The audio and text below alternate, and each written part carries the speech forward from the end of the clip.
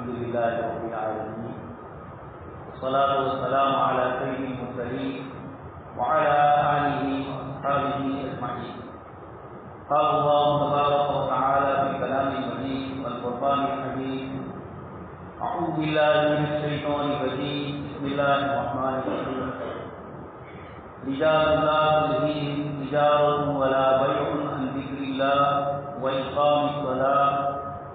يخافون يوما تتقلب فيه القلوب والأبصار. وقال تعالى: يا أيها الذين آمنوا أنفقوا من طيبات ما كسبتم ومما أخرجنا لكم من الأرض. وقال تعالى: يا أيها الذين آمنوا لا تأكلوا أموالكم بينكم بالباطل إلا أن تكون تجارة عن تراض منكم. وقال النبي صلى الله عليه وسلم: التجار يحشرون يوم القيامة تجارا إلا من اتقى وبر وصدق. صدق الله العظيم وصدق رسوله النبي الكريم ونحن على ذلك من الشاهدين والشاكرين والحمد لله رب العالمين. محترم و مکرم حضرات علماء کرام اور ایمان والے بھائی، اللہ تبارک و تعالیٰ نے ہمیں جو دین عطا فرمایا، جناب نبی اکرم صلی اللہ علیہ وسلم کے ذریعے، اس دین کی خصوصیت یہ ہے کہ اس میں انسان کو دنیا کی زندگی اور آخرت کی زندگی دونوں کے احکام بتلائے. اس دنیا کی زندگی میں تن سال رہنا ہے، شادی بیاہ کا مسئلہ ہے، تجارت کا مسئلہ ہے، معاملات کے مسائل ہے، یہ تمام چیزیں انسانوں سے وابستہ ہیں. اس لیے جناب نبی اکرم صلی اللہ علیہ وسلم کے ذریعے ہمیں دنیا کے بھی احکام بتلائے گئے اور آخرت کے احکام بھی بتلائے گئے. آخرت کی زندگی تو ہمیشہ کی ہے، اس لیے اس کی حقیقت اس کے مطابق بتلائی گئی، اور دنیا کی زندگی اس کے مقابلے میں کم ہے، کم حیثیت ہے. اس لیے اللہ تبارک تعالیٰ نے اس کی بھی حقیقت قرآن کریم کی مختلف آیتوں میں اور جناب نبی اکرم صلی اللہ علیہ وسلم کے ارشادات کے ذریعے ہمیں بتلایا. دنیا میں بہت سے مذہب ایسے بھی ہیں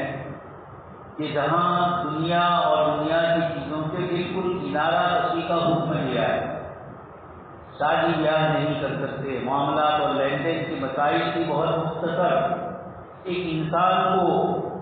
روزی روزگار کمانے کے لیے باہر نکلنا اس کی بھی گنجائش. سنیاسی پن اور لوگ پن قرآن کریم نے جس کو ورحبانیت ابتدعوها، عیسائی مذہب میں چرچ اور غار اور گفاؤں میں چلا جانا اور دنیا کی زندگی سے اپنے آپ کو بالکل الگ کر دے، اس کا تذکرہ قرآن کریم کے آیات میں ملتا ہے. تاریخ کے واقعات میں عیسائیوں کے اس طرح کے قصے ملتے ہیں. قرآن کریم نے ہمیں ایک طرف دنیا اور دنیا کی چیزوں کا ذکر فرمایا، اتنی بات ضرور فرمائی کہ دنیا کی حقیقت دنیا کے اعتبار سے اور آخرت کی حقیقت ہمیشہ کے اعتبار سے. اس لیے آخرت کی زندگی کی طرف کثرت سے رغبت کیا ہے، لیکن دنیا کی زندگی کو بالکل چھوڑ دینے کا حکم نہیں پڑتا ہے. وَلَا تَنْسَ نَصِيبَكَ مِنَ الدُّنْيَا وَأَحْسِنْ كَمَا أَحْسَنَ اللَّهُ إِلَيْكَ. قانون کو بھی اللہ پاک نے یہی حکم دیا کہ دنیاوی حصے کو تو اپناؤ، لیکن آخرت کا جو حصہ ہے اس کو بھول مت. آپ کے سامنے میں نے کلام پاک کی آیت کی تلاوت کی. اللہ تبارک تعالیٰ اس میں فرماتے ہیں: رجال لا تلہیہم تجارۃ ولا بیع عن ذکر اللہ وإقام الصلاۃ وإیتاء الزکاۃ. کہ اللہ تبارک تعالیٰ کے کچھ بندے ایسے ہیں، ان کی تجارت اور ان کا لین دین کا معاملہ، ان کے سماجی زندگی کے مسائل اور معاشی زندگی، دنیا کی روزی روزگار کی زندگی، یہ مسائل ان کو لا تلہیہم، اللہ پاک کے ذکر سے، نماز کے قائم کرنے سے، زکوٰۃ کے ادا کرنے سے، لا تلہیہم، ان کی یہ تجارت ان کو غافل نہیں کرتی. یخافون یوما تتقلب فیہ القلوب والابصار. آگے اللہ پاک نے ارشاد فرمایا یہ تجارت ان کو غافل کیوں نہیں کر رہی ہے؟ اللہ پاک نے اس کی وجہ ذکر فرمائی کہ ان کا یقین آخرت کے دن پر، وہ یہ جانتے ہیں کہ دنیا کی زندگی چند روزہ ہے اور آخرت کی زندگی ہمیشہ ہمیشہ کے لیے۔ یخافون یوما تتقلب فیہ القلوب والابصار، وہ ڈرتے ہیں اس دن سے تتقلب فیہ القلوب، جب دل الٹ پلٹ ہو جائیں گے، والابصار، اور آنکھیں پھریا جائیں۔ اللہ پاک نے مختلف آیتوں میں قیامت کے مناظر ذکر فرمائے ہیں۔ اس آیت میں بھی اشارہ فرما دیا آخرت کے دن کی طرف کہ ایسا دن ہوگا جب قلوب، اللہ پاک کی طرف سے یہ دل جو رات دن غور و فکر کرتا ہے، سوچتا رہتا ہے، اللہ پاک فرماتے ہیں اللہ پاک کے خوف سے، اس دن کے خوف سے وہ ڈر رہے ہیں کہ اللہ پاک یہ حساب دے تتقلب فیہ القلوب والابصار، ان کی نگاہیں بھی آخرت کی طرف متوجہ رہتی ہے۔ اس بنیاد پر یہ تجارت اور کاروبار کو اللہ کے ذکر سے غافل نہیں کرتا۔ آگے اللہ پاک نے اس کا بدلہ فرمایا لیجزیہم اللہ احسن ما عملوا ویزیدہم من فضلہ، اللہ پاک اس کے بدلے میں بہترین بدلہ اللہ پاک کی طرف سے عنایت کیا جائے۔ احسن ما عملوا، جو عمل کیے ان کا بدلہ اس سے اچھا دیا جائے گا جو انہوں نے عمل کیا، اور وَيَزِيدَهُم مِّن فَضْلِهِ، اللہ پاک اپنا فضل اور زیادہ ہے۔ اللہ پاک بے حساب رزق دینے والے ہیں، اس کے رزق میں کوئی کمی نہیں۔ آگے آئے کہ اس کو ذکر فرما کر اشارہ کیا کہ تاجر اپنی تجارت میں مشغول ہوتا ہے، کاروباری آدمی، کھیتی باڑی والا، تمام اس میں شامل ہے، ملازمت کرنے والا اپنے اوقات میں شامل ہوتا ہے، اپنے اوقات میں مشغول ہوتا ہے، اور اس موقع پر نماز کا وقت ہے،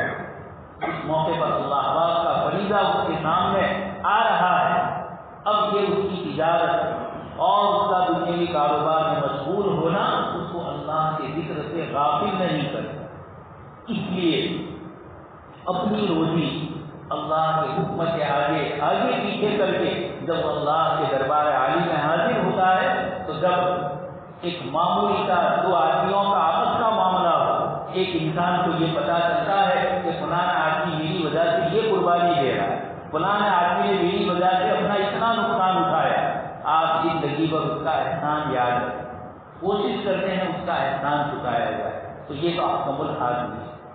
جب ہم اپنے اوقات کو اس کی عبادت کے لیے فارغ کریں گے، اپنی تجارت کو، اپنی کھیتی باڑی کو، اپنی ملازمت کو، اپنی دنیاوی مشغولیات کو، تو اللہ پاک فرماتے ہیں کہ اللہ تبارک تعالیٰ بے حساب رزق دے۔ لیکن یہ رزق کیسے حاصل کیا جائے؟ قرآن کریم کی چند آیتیں میں نے آپ حضرات کے سامنے تلاوت کی، اللہ تبارک تعالیٰ اس میں فرماتے ہیں یا ایھا الذین آمنوا لا تأکلوا اموالکم بینکم بالباطل، اے ایمان والو تم آپس میں ایک دوسرے کے مال کو ناحق طریقے سے مت کھاؤ، ظلم کر کر، زیادتی کر کے،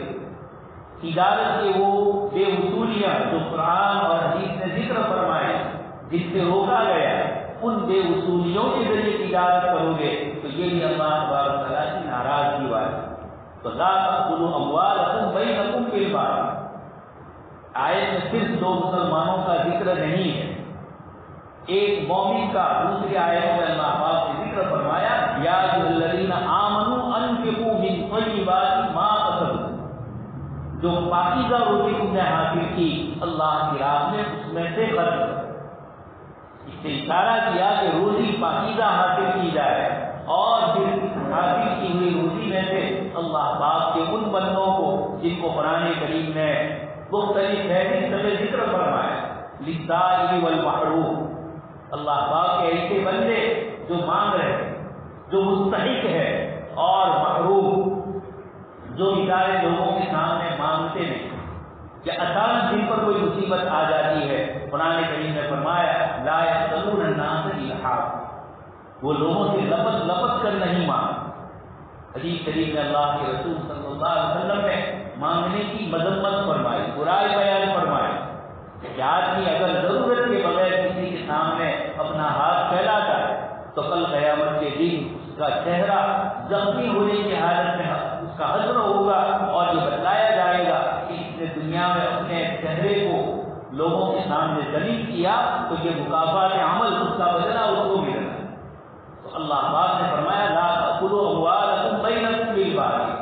ناحق طریقے سے ایک دوسرے کے مال کو استعمال مت کرو۔ اس میں مال حاصل کرنے کے جائز جتنے طریقے ہیں ان میں بھی آگے شرط لگائی الا ان تکون تجارت عن تراض منکم، تجارت یہ جائز ہے آپس کے معاملات میں، اور اس کے ذریعے آپ کسی کی چیز کے مالک بن رہے ہیں، خرید کر مالک بن رہے ہیں، وراثت میں مالک بن رہے ہیں، کوئی ہدیہ دے رہا ہے اس کے مالک ہو رہے ہیں، آپ کسی سے کرائے کا معاملہ کر رہے ہیں اور آپ روپیے کے مالک ہو رہے ہیں، یہ سارے وہ کاروبار ہے جس کو قرآن نے فرمایا الا ان تکون تجارت عن تراض منکم۔ وہ تجارت بھی کیسی ہو، کسی کی کمزوری اور کسی کی بلیک میلنگ جس کو کہا جاتا ہے، کسی کا استحصال کیا ہے، ایک آدمی مجبور ہے، پریشانی ہے اور وہ اپنی کوئی چیز بیچنا چاہتا ہے، ایسے موقع پر ہم ناجائز طریقے سے یا ہم جائز طریقے سے ہی لیکن قیمت اتنی کم کر کے اس سے مانگے کہ یہ بیچارہ اس کو دینے پر راضی نہیں ہوتا۔ حدیث شریف میں اس کو فرمایا لا يحل مال امرئ مسلم الا عن طیب نفس، کسی مسلمان کا مال جائز نہیں ہے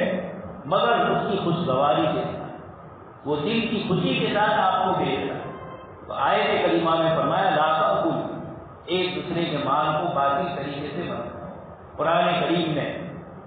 تجارت کے اصول اور ضابطے ذکر فرمائے، خود جناب نبی اکرم صلی اللہ علیہ وسلم نے تجارت فرمائی، ملک شام کا سفر فرمایا، صحابہ کرام نے تجارت فرمائی، آپ صلی اللہ علیہ وسلم کے علاوہ دوسرے انبیاء کرام علیہ السلام ان سب نے بھی کاروبار فرمایا۔ اس لیے امت مسلمہ میں اس وقت ایک پریشانی یہ بھی ہے کہ مانگنے والوں کی کثرت ہو گئی، بغیر ضرورت کے بھی یا مسلمانوں کا لباس پہن کر مانگنے والے آ رہے ہیں، اور اس قدر کے اندر امت مسلمہ کو پیش کیا جاتا ہے کہ گویا دنیا میں سب سے مانگنے والے سب سے زیادہ غریب اور مسکین ہیں۔ حالانکہ دنیا کی تاریخ میں آج کے اس گئے گزرے دور میں بھی یہ بات دنیا جانتی ہے کہ مسلمان ایک بہت بڑا طبقہ اپنے مال کا 2.5% حصہ زکات کے طور پر نکالتا ہے۔ دنیا کی کوئی قوم ایسی نہیں ہے جو اتنی سخاوت اور اتنا روپیہ اللہ کی راہ میں خرچ کرے، یہ تو فریضہ ہے۔ اس کے علاوہ نفلی صدقہ، ذلہ اور مختلف موقعوں پر لوگ اپنے مال کو خرچ کریں، صدقۃ الفطر، قربانی، یہ سارے مواقع ہیں جو اللہ پاک نے ایمان والوں کو بتلائے۔ اس کے علاوہ صدقات کی مختلف فضیلتیں قرآن کریم کی آیتوں میں ذکر فرمائی۔ یہی جو آیت میں نے آپ کے سامنے پڑھی، آگے اللہ پاک فرماتے ہیں الشیطان یعدکم الفقر، شیطان انسان کو فقر کی طرف دعوت ہے، یعنی وہ یہ کہہ رہا ہے کہ اگر تو مال خرچ کرے گا تو تیرا مال اتنا کم ہو جائے گا، اور اللہ پاک مالدار اور بے نیاز ہے۔ اللہ پاک ہمیں دعوت دیتے ہیں سب سے کہ تم اللہ کی راہ میں خرچ کرو گے۔ مثل الذین ينفقون اموالهم فی سبیل اللہ کمثل حبۃ انبتت 7 سنابل، اللہ پاک نے مثال دے کر فرمایا مومن ایک دانہ زمین کے اندر انسان ڈالتا ہے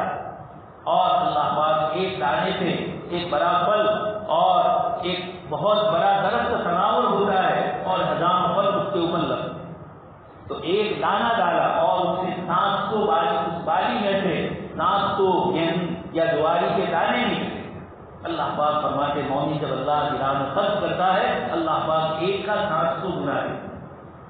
اور دوسری ایک آیت میں فرمایا اضعاف مضاعفہ، جیسا اخلاص ہوگا، جیسی ضرورت کے موقع پر آپ نے دیا ہوگا، اللہ تبارک تعالیٰ اس میں اور مزید اضافہ۔ تو آپ کے سامنے آیت پڑھی، اس میں اللہ پاک فرماتے ہیں الا ان تکون تجارت عن تراض منکم، آپس کی رضامندی والے کاروبار سے مومن اپنا کاروبار۔ دوستوں اور بزرگوں، حدیث شریف جو آپ کے سامنے پڑھی جناب نبی اکرم صلی اللہ علیہ وسلم نے فرمایا التجار یحشرون یوم القیامۃ فجارا، تاجر لوگ قیامت کے دن فاجر اور گنہگار ہونے کی حالت میں اللہ پاک کے دربار میں حاضر کیے جائیں، الا من اتقى وبر وصدق، مگر جس نے اللہ کا خوف رکھا۔ یہ آیت جو آپ کے سامنے میں نے پڑھی، ان تاجروں کو اپنی تجارت سے مسجد تک لے جانے والی جو چیز ہے، اور مسجد تک تو اپنی بدنی عبادت ہے، آگے اللہ پاک نے فرمایا وَإِذَا اپنا مال بھی اللہ کی راہ میں نکالنا۔ ایک بڑا تاجر ہے، کروڑوں کا مالک ہے، اس مال کا ایک بہت بڑا حصہ 2.5% بنتا ہے اور وہ زکات اس کو دیتا ہے. یہ کون دلاتا ہے؟ اللہ پاک فرماتے ہیں یخافون یوم، وہ ڈرتا ہے اس دن کہ مجھے حساب کتاب دینا ہوگا. تو یہ خوف اللہ پاک کا اور یہ خشیت اللہ تبارک تعالیٰ کی ایسی ہے جو رات کی تنہائی میں بھی انسان کو بے چین کرے. وہ کسی کا حق مار رہا ہے، کسی کی حق تلفی کر رہا ہے، تجارت میں کسی کو دھوکہ دے رہا ہے. حدیث شریف میں فرمایا الاثم ما حاق فی صدری، گناہ وہ ہے جو تیرے دل میں خطاحت محسوس ہے. رات کی تنہائی میں اکیلا سویا ہے، اس نے کسی کے ساتھ کوئی گڑبڑ کی ہے ماری، اس کا دل بے چین، اس کو یہ پلٹتا رہتا ہے اپنی کروٹیں اور اس کو بے چینی ہوتی ہے کہ کب اس کا حق میں ادا کر لوں، میری اپنی زندگی میں مجھے چین اور سکون ہے. تو حدیث شریف میں فرمایا وہ تاجر فاجر ہوگا الا من اتقى، مگر جو اللہ سے ڈرنے والا، وہ برا و صدق، نیکی کرے گا اور سچائی کے کام کرے. آپ صلی اللہ علیہ وسلم مارکیٹ میں تشریف لے گئے اور آپ نے دیکھا ایک صاحب گیہوں بیچ رہے ہیں. آپ نے گیہوں کے اس ڈھیر کے اندر ہاتھ ڈالا اور اندر سے گیلا پن محسوس ہوا. گیہوں میں پانی ڈالا تاکہ اس کا وزن بڑھ جائے. آپ صلی اللہ علیہ وسلم نے ارشاد فرمایا لیس منا من غش فلیس منی، جو دھوکہ دے وہ ہم میں سے. یہ آپ صلی اللہ علیہ وسلم نے ایک مسلمان تاجر کو اپنی تجارت کے اصول اور ضابطے بتائے. جس مال پر آپ کا قبضہ ابھی نہیں ہو، جس مال کے آپ مالک نہیں ہوئے، اس کو دوسرے کو بیچ، ہو سکتا ہے وہ آپ کے قبضے میں ہی نہ آئے، اس سے پہلے ضائع ہو، یا سامنے والا وہ مال آپ کو تیار کر کے دے ہی نہیں. یہ اس طرح کی چیزیں حدیث شریف میں فرمایا بھائی مال ایسی چیز کی بے جس کا انسان نے قبضہ نہیں، بے معدوم ایسی چیز کو بیچنا جو ابھی تک جس کا وجود نہیں، وہ آئی ہی نہیں ہے، وجود اصلیتوں میں ہی نہیں آئی اور آپ اس چیز کو بیچ رہے ہیں. اس سے اللہ کے نبی صلی اللہ علیہ وسلم نے منع کیا. فاسد شرطوں کے، جس میں ایک آدمی دوسرے آدمی کے ساتھ ایسی شرطیں رکھتا ہے. آپ جانتے ہیں کاروبار میں جو شرطیں ہوتی ہیں یہ کسی ایک کی طرف سے دباؤ ہوتا ہے دوسرے. آپ زیادہ غور کریں گے تجارت میں، اس لیے حدیث شریف میں سب سے زیادہ آپ صلی اللہ علیہ وسلم نے بین شرطوں کا جو لحاظ کیا جاتا ہے شرعی اعتبار سے وہ شرطیں ہو، سامنے والے کو چوس لینا نہ ہو. آپ یک طرفہ ایسا فیصلہ کریں یا وہ مجبور ہے بیچنے پر، آپ اس کے ساتھ ایسی شرطیں رکھیں، یا وہ خریدنے پر مجبور ہے اور آپ ایسی شرطیں رکھتے ہیں جس سے مجبوراً اس کو وہ چیز خریدی اور اس میں آپ کا فائدہ ہو. اسی لیے حدیث شریف میں بے فاسد سے غلط قسم کی تجارتوں سے جو منع فرمایا اور اس کی جو وجہ ہے مفضی للمنافع، یہ جگڑے تک پہنچا ہے. سود قرآن کریم نے آخر اتنی شدت سے کیوں یاد سے منع فرمایا اور یہ فرمایا لا تأکلوا الربا اضعافا مضاعفہ. سود کے معاملات سود در سود یا صرف سود ہو، چکروردھی ہو تو بھی ناجائز اور ایک طرف کا ہو تھوڑا پہلے والا کچھ فیصد والا ہو یہ بھی ناجائز. حدیث شریف میں اللہ تبارک تعالیٰ نے اللہ کے رسول صلی اللہ علیہ وسلم کے ذریعے اتنی شدت سے سود کی اور احتیاط کی ممانعت فرمائی ہے. قرآن کریم میں اللہ تبارک تعالیٰ نے فرمایا فَأْذَنُوا بِحَرْبٍ مِّنَ اللَّهِ، اللہ اور رسول سے لڑائی کا چیلنج کیا جا رہا ہے اس شخص کو جو سودی اور یاد و معاملات ہے. قرآن کریم نے کثرت سے اس سے منع فرمایا. آج کی اس وقت کی دنیا جو پریشان ہے اس کی سب سے بڑی وجہ دنیا میں بڑے بڑے اکنامک کے ماہرین، اقتصادیات کے ماہرین اور ساتھیوں نے یہی بتلائی کہ اس وقت جو کچھ ہو رہا ہے یہ دنیا کو جو مال کچھ لوگ سمیٹ رہے ہیں،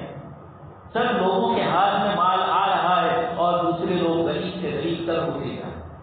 قرآن کریم نے فرمایا کئی لا یکون دولۃ بین الاغنیاء منکم. سورہ حشر میں اللہ تبارک تعالیٰ نے مال فی اور مال غنیمت، اسلامی بیت المال کا وہ مال جو حکومت کے خزانوں میں ہوتا ہے اور جو عوام کے لیے ہوتا ہے، پبلک کے لیے ہوتا ہے، اس مال کو غلط طریقے سے اس کا استعمال کیا ہے. اس کے لیے اس سے روکنے کے لیے اللہ تبارک تعالیٰ نے آگے ذکر فرمایا آپ صلی اللہ علیہ وسلم کو کہ یہ غریبوں کو، یتیموں کو، مسکینوں کو، بہت سارے لوگوں کے حقوق قرآن میں سورہ حشر میں ذکر فرمائے اور وجہ لكي لا يكون دولة بين الأغنياء منكم، مال تم میں سے چند مالداروں کے ہاتھ میں آ جائے اور دوسرے لوگ غریب ہو جائے، قرآن کریم نے اس سے روکنے ہی کے لیے اس قسم کے مالیات کو عوام تک پہنچانے کا حکم کرتا ہے۔ اور دوسری طرف سود سے اور یاد کے جتنے ذرائع ہیں اس میں بھی یہی ہوتا ہے، ایک آدمی کے پاس مال وہ کسی کو دے رہا ہے اور آرام سے بیٹھا ہے، اس کا سود اس کو سال پورا ہونے پر، مہینہ پورے ہونے پر اس کو اطمینان سے اس کا سود ملنے گا۔ تو یہ سامنے والا کمائے، چاہے اس کو نفع ہو چاہے نقصان ہو، آپ کو تو سال پورا ہونے پر کتنی رقم سود کی مل ہی جائے۔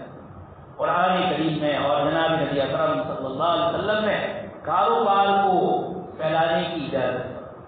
مزاربہ اور مشارکہ یہ اسلامی کاروبار کی سسٹم ہے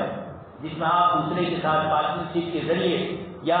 اگر صحیح اسلامی طریقے کی شیئر کمپنیاں ہیں تو آپ اس کے شیئر خرید کر کس طریقے سے کاروبار کریں۔ یہ مزاربہ اور مشارکہ دنیا میں ہر غریب اور مالدار کو برابر نفع دیتے ہیں، اس کے مقابلے میں سودی نظام انسانوں کو چوسنے کا ہے۔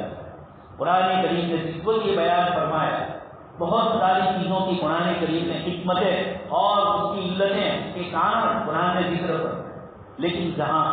اللہ پاک نے سود کا معاملہ، بیاج کا معاملہ ذکر فرمایا، پھر اتنا فرمایا احل اللہ البیع وحرم الربا، اللہ پاک بے کو حلال، کاروبار کو حلال فرمانے اور سود کو اللہ پاک نے حرام فرمایا۔ یمحق اللہ الربا ویربی الصدقات، اللہ تبارک و تعالی ربا کو مٹاتے ہیں، سود کو کم کرتے ہیں، اور اللہ تبارک و تعالی زکوٰۃ کو بڑھاتے ہیں، صدقے کو بڑھاتے ہیں۔ حدیث شریف میں فرمایا ما قالت الزکوٰۃ مال، زکوٰۃ کسی مال میں مل نہیں جاتی ہے الا اہلکت، مگر زکوٰۃ اس مال کو ہلاک کرتی ہے، یعنی جس مال کی زکوٰۃ نہیں دی گئی اللہ تبارک و تعالیٰ کی طرف سے اس کی گارنٹی نہیں دی جائے، بلکہ حدیث شریف نے فرمایا کسی نہ کسی کے لیے ضائع اور ہلاک ہو، اس کے مقابلے میں جس مال کی زکوٰۃ دی جاتی ہے اللہ تبارک و تعالیٰ اس کی حفاظت میں کرتا ہے۔ بہت سے لوگوں کو بہت سارے واقعات ہیں جنہوں نے اللہ کی راہ میں زکوٰۃ دی تو ان کے مال کی اللہ پاک نے کیسے حفاظت کی۔ بڑے بڑے تاجروں کو اللہ تبارک و تعالیٰ نے کس طریقے سے زکوٰۃ کے ادا کرنے کے پر ان کے مال کی حفاظت ہے۔ دوستوں اور بزرگوں، اس وقت دنیا میں جب مسلمان ہندوستان میں آئے تو تجارت کے طریقے سے آئے تھے، کاروبار کی لائن سے آئے تھے، اور وہی کاروبار لوگوں کے اسلام کا ذریعہ بنا۔ آج مسلمانوں کا کاروبار بھی لوگوں کو دین سے دور کرتا ہے۔ ایک مسلمان جب کاروبار کرتا ہے، اس ملک میں ہم جب آئے تھے، کچھ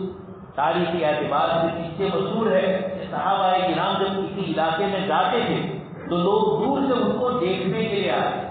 کہ مسلمان اور صحابہ رسول کیسے ہو، ان کو دیکھنے کے لیے لوگ ہیں۔ شام میں، عراق میں بہت سارے واقعات ہیں جب مسلمان فتح کیا اور اس کے بعد کچھ حالات ہوئے، اس شہر کو توڑنا پڑا اور وہاں والوں سے جو ٹیکس لیا تھا وہ واپس کر دیا۔ حضرت ابو عبیدہ بن جراح رضی اللہ تعالیٰ عنہ لشکر کے امیر ہیں، انہوں نے ان لوگوں کو کہا کہ ہم نے تم سے پیسہ اس لیے لیا تھا کہ تمہاری جان اور مال کی حفاظت کی۔ آج بہت سے لوگ بہت ساری غلط باتیں اسلام کے خلاف پھیلاتے ہیں، اس میں یہ کہتے ہیں مسلم بادشاہوں نے جزیہ دیا، یا قرآن کریم نے جزیے کا حکم فرمایا، قرآن کریم نے ذکر فرمایا کہ یہ جزیہ ہے کیا۔ دوستوں اور بزرگوں، اسلامی اسٹیٹ اور اسلامی حکومت اگر ہے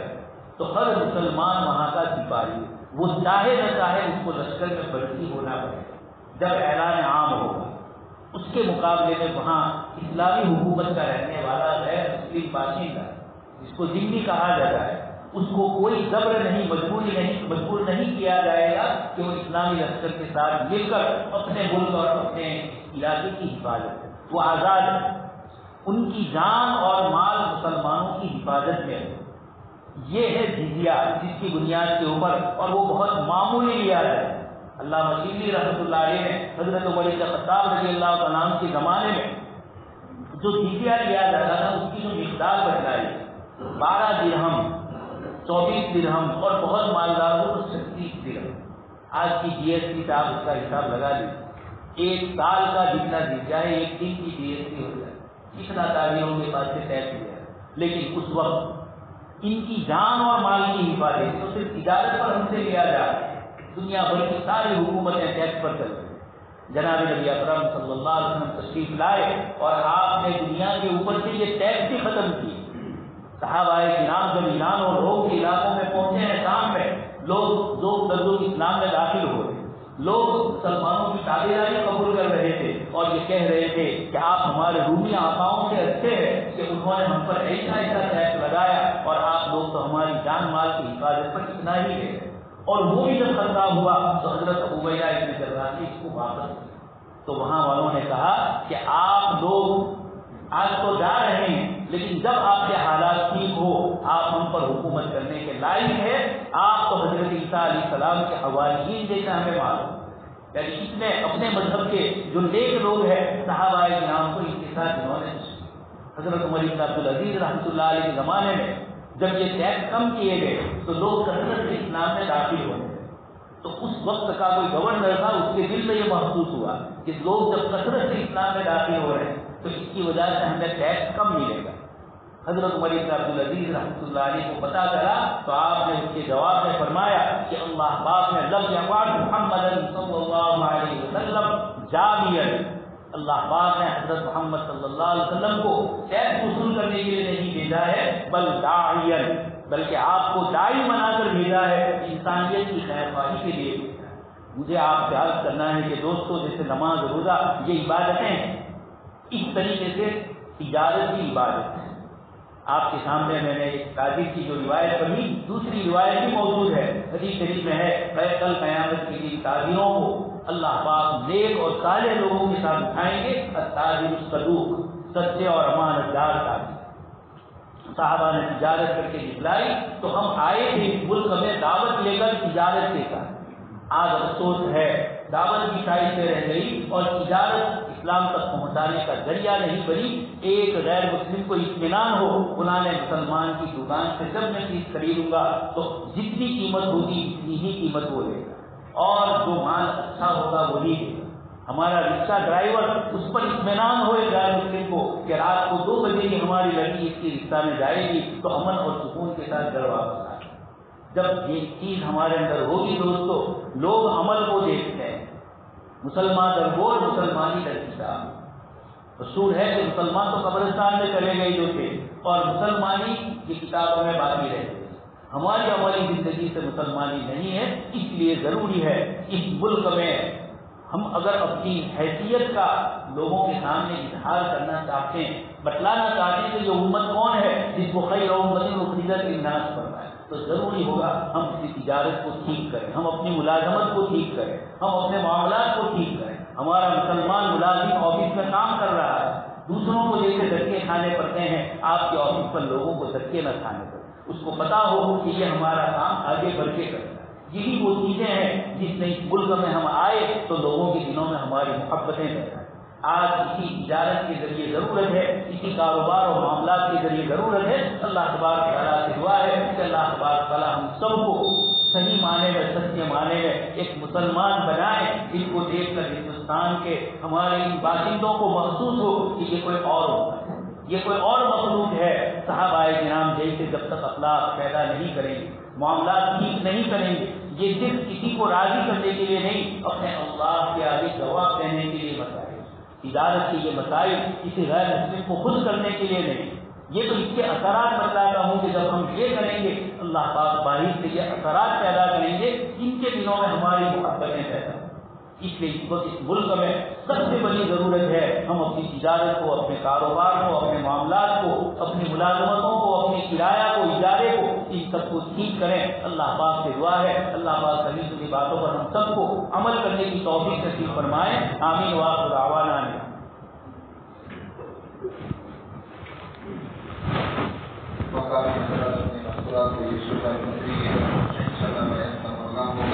آپ لوگوں سے گزارش ہے مسجد مدرسے کے سے زیادہ عام